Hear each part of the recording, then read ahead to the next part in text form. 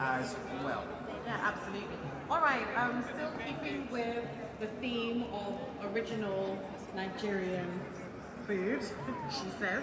We've got cordelettes, and on today's menu, they've got rice and pastries, such as chicken and meat pie.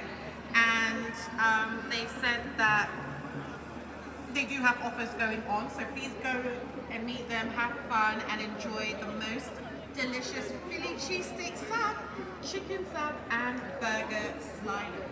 That sounds specifically yummy. Still on the shout outs, we've got TT's Kitchen, which is right wing near the radio booth, and they have offers of jollof rice, jambalaya rice, coconut rice, sweet potato porridge, Irish potato fries, grilled turkey, grilled barbecue chicken, peppered croaker fish, and much more, all ranging between the comfortable prices of 1,000 to 4,500 naira. So that's Titty's Kitchen.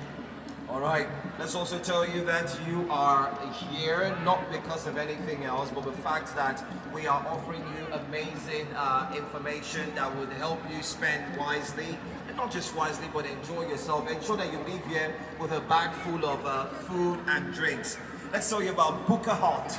Buka Hot, you can come for authentic Buka Hot meals, a taste of home of fada rice and sauce, moi moi, you also have pepper turkey, pepper chicken, village rice, and lots more. Yeah, Buka Hot is outside, you'll find them outside. Make sure you check them out in the street food corner. That's where you find Buka Hot. Once again, Buka Hot, home for your original, tasty, fresh, Buka made food.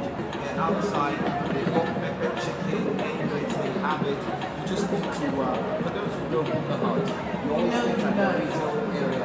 Yeah, so that was a good time to check them out as well. Yeah, absolutely.